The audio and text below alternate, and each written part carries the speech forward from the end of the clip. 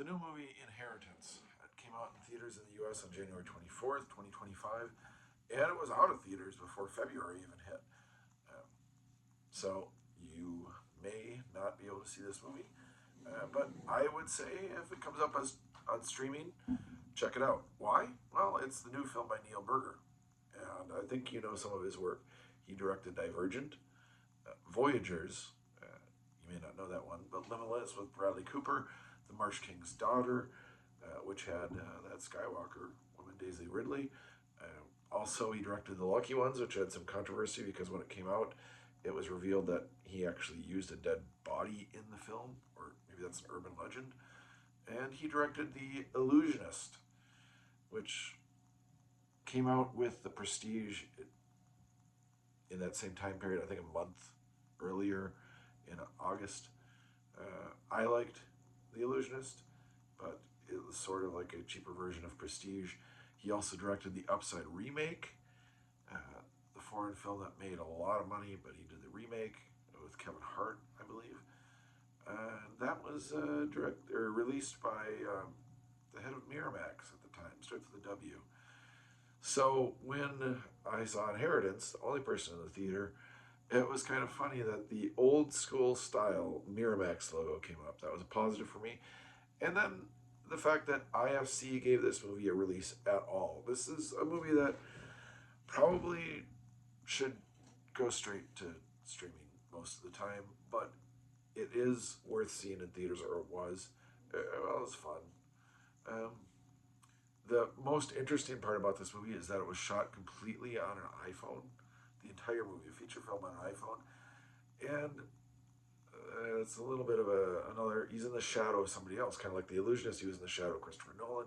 The Upside, he was in the shadow of a remake. Divergent, he didn't return for the rest of the series. I think Limitless was kind of in the style of another series, I don't remember.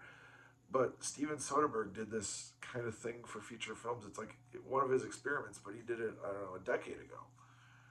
Um, Still, this Inheritance is an enjoyable movie because of the conspiracy theory angle, and it keeps going. It's fast paced. It needs to be, but it is fast paced, and the lead actress, who's in almost every single scene, Phoebe Dynevor, she does a good job, and it's nice to see an appearance every now and then in the movie from Rhys Ifans. I like what he does. However, the cons of this, um, you kind of know when you have Rhys Ifans that he's either going to be a really kooky guy or a bad guy. And sometimes both. And it kind of shows you where the movie is going a little bit. It kind of does that in the trailers too, not really a spoiler. It's a simple story. Yes, there are twists. Yes, it is a conspiracy theory. Um, but it needs to go fast. And like I said, that is a positive that it does. It also kind of looks a little bit cheap. Like if you put The Illusionist up to The Prestige, The Illusionist looks a little cheap. If you put The Upside, it's a facsimile of the original. It's that kind of thing. Like, oh, if this was out first kind of thing, it would have done better. And like the twists with the conspiracy theory, it could have gone either way. Um, so I like the movie. I like the aesthetic of the movie. I like the performance of the movie. But you're not going to really miss anything by seeing it on streaming as opposed to a theater. And you really don't have any choice anymore. So for a January release, I liked it. I'm glad IFC released it. And I would recommend it if you can check it out on streaming. It's a fun movie. It's one of those that probably would have gone straight to video or straight to DVD if it came out 25 years ago.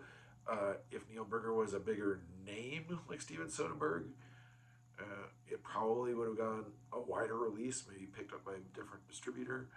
But IFC, it's a good home for it. I'd check it out. It's worthwhile.